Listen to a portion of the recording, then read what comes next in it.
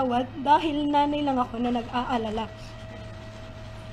Matanda ka na, kaya mo nang magdesisyon para sa sarili mo. Bukas ang aming pintuan sa tahanan, may pera ka o wala, kung nanaisin mong bumalik sa amin. Hindi na pwedeng bawiin ang nasabi.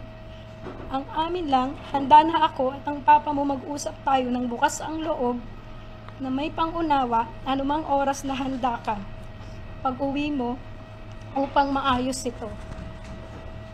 Hindi kailangan ng ibang tao na malaman ang mga alitan dahil hindi nila alam ang buong kwento at hindi nila ito lubos na nauunawaan.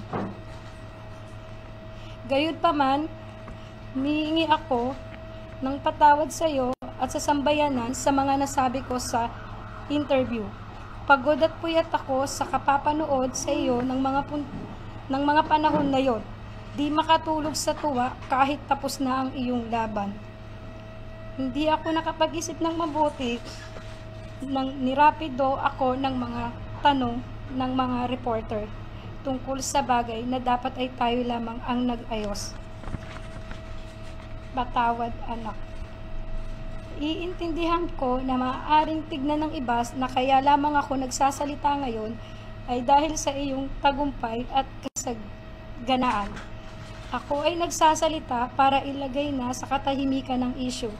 Bukas ang pintuan para pag-usapan ng personal na walang galit. Hindi man humantong sa pagkabuo ng pamilya naway maipanatili natin ang respeto sa isa't isa at sa dignidad ng pamilya. Kung hindi man tayo magkaayos, sana sa pagdating ng panahon, maunawaan ang aking panig, intensyon at hindi ang ingay. Ang pamilya, iisa lang yan at laging andyan lang para sa isa't isa sa kabila ng anumang pagsubok o alitan.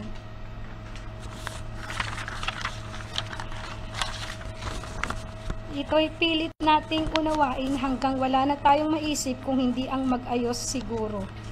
At sa sambayan naman, sana ay ipagdiwang na lang natin ang tagumpay ng anak ko. Gumawa ang anak ko ng kasaysayan para sa ating bansa. Lahat tayo ay magpasalamat kay Kaloy para sa karangalang iuuwi niya para sa bayan. Sana pagkatapos ng panayam na ito, titigil na ang lahat at matatahimik na ang bawat partido. Ang mga sugat ay kusa namang maghihilom sa paglipas ng panahon. Pero pipiliin naming